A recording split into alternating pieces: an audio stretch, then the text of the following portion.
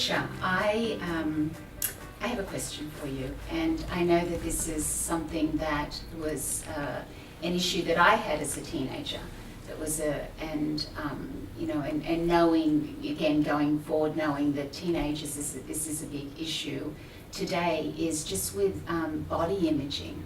You know, I had an eating disorder as a teenager, and I actually got to affirmations as being something. Louise Hay, who was a huge idol for me, actually, you know, as a teenager myself, because I found that her affirmations really helped me a lot. You know, saying affirmations, looking at myself in the mirror, singing songs about loving myself.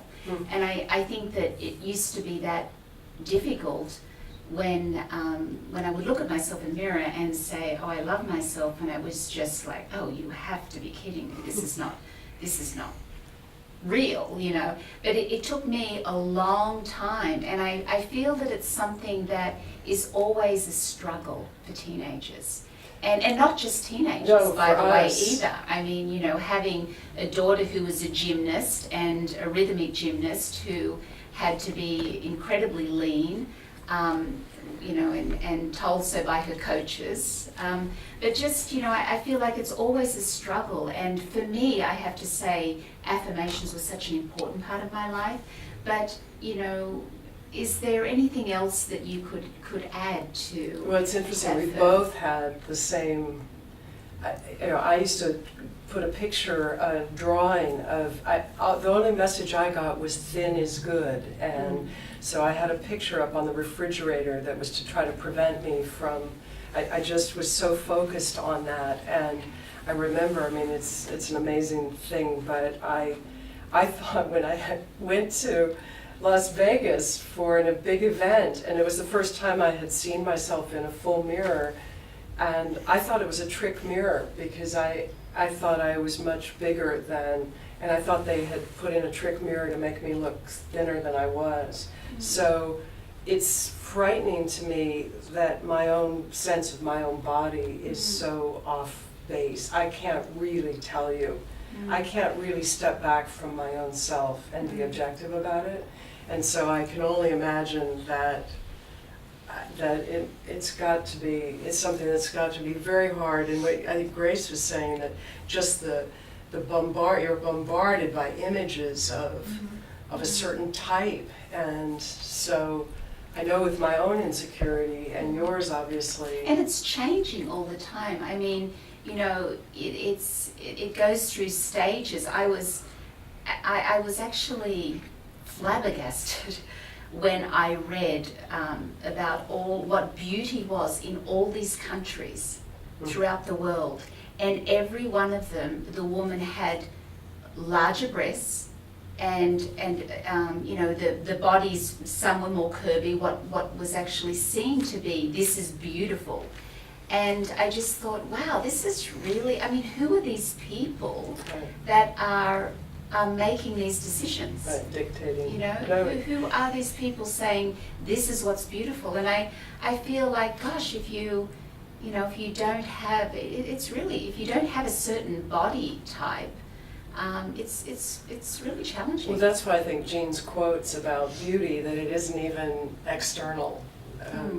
Jean was so that the beauty, and he was with the most beautiful women in the world. I mean, these were, but his whole sense was that it was something that came from inside you. It was not an external thing. So it wasn't about your figure. It was this presence. And so I think that's the thing, that the message.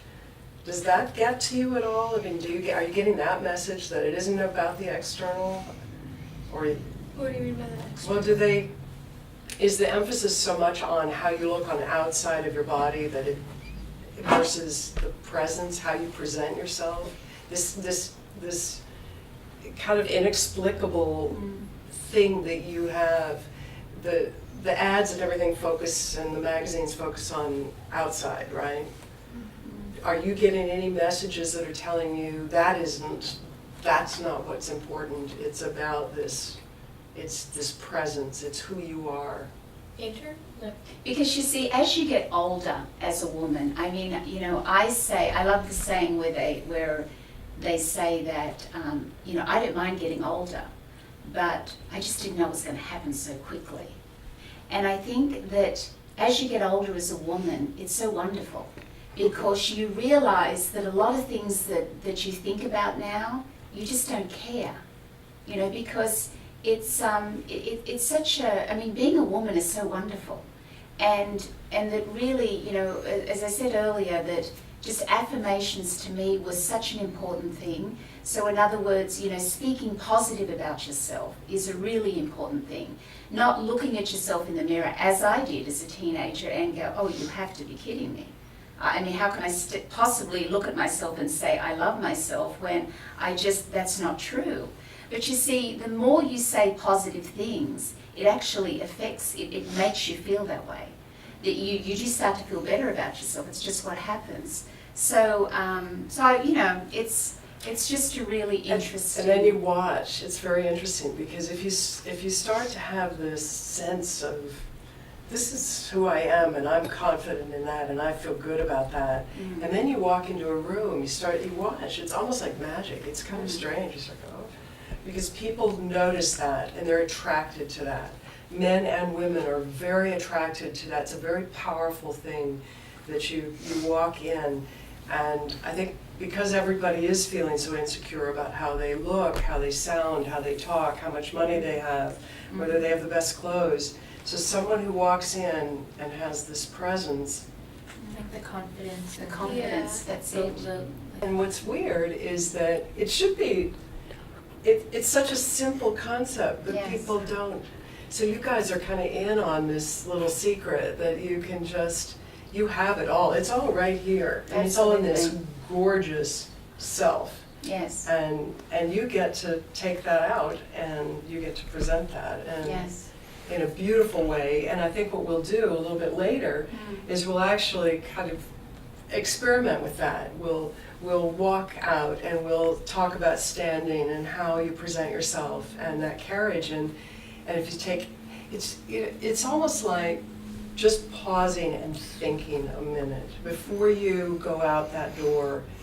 I always just think, okay, I'm going out, you're on. There was a waiter that used to wait on us at one of the restaurants, and he'd come up to the table and he'd say, curtains are up, and meaning the show's on, you're on.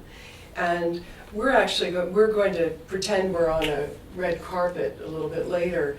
And it's interesting that we're not literally on red carpets, and maybe you'll never be on a red carpet, but I think that sense that you are presenting yourself, whether you're going to the grocery store, whether you're going to school, whether you're going, it's the way, it's that key that you have that other people may not have. Mm.